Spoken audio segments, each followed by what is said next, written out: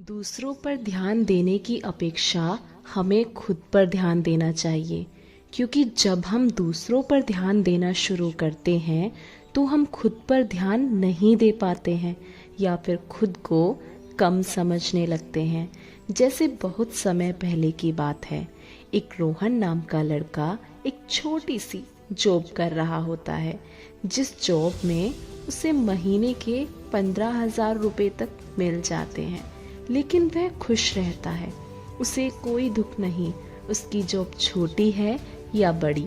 तभी एक दिन उसकी मुलाकात अपने किसी पुराने दोस्त से होती है। तब वह उससे पूछता है, और रोहन, तुम्हारी लाइफ में अब क्या चल रहा है? तभी रोहन खुश होकर बताता है, जॉब कर रहा हूँ, महीने का 15,000 कमा लेता हूँ। तभी उसका दोस्त जोर जोर से हंसने लगता है और जवाब में कहता है, सच में तुम मजाक तो नहीं कर रहे?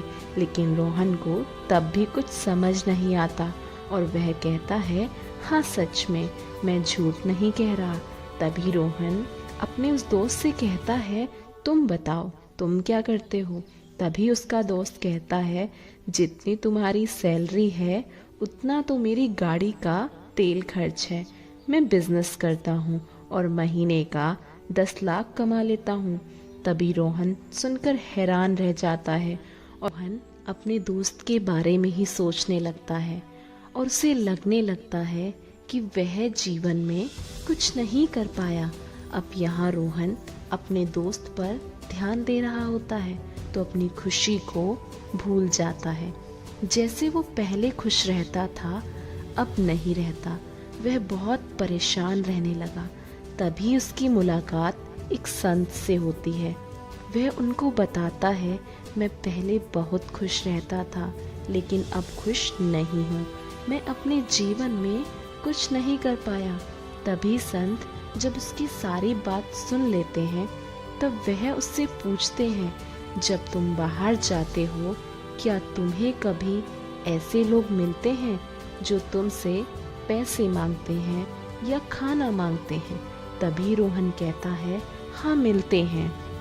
तभी संत कहते हैं, क्या तुम्हारे जीवन में भी कभी ऐसा वक्त आया है जो तुम्हें लोगों से पैसे मांगने पड़े?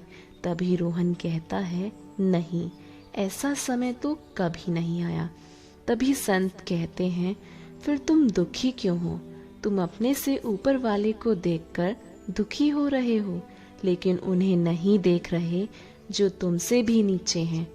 तुम जो तुम्हारे पास है उसमें खुश रहो, क्योंकि जब तुम अपने से अच्छे पर ध्यान दोगे तब तुम इसी प्रकार दुखी रहोगे।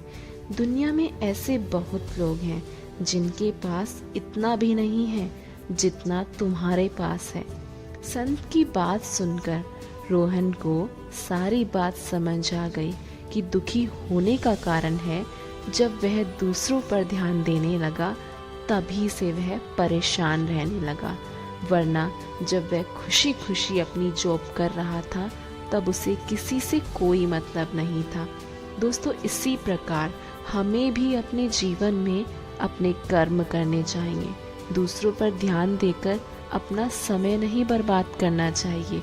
जो हमारे पास है उसी में खुश रहना चाहिए।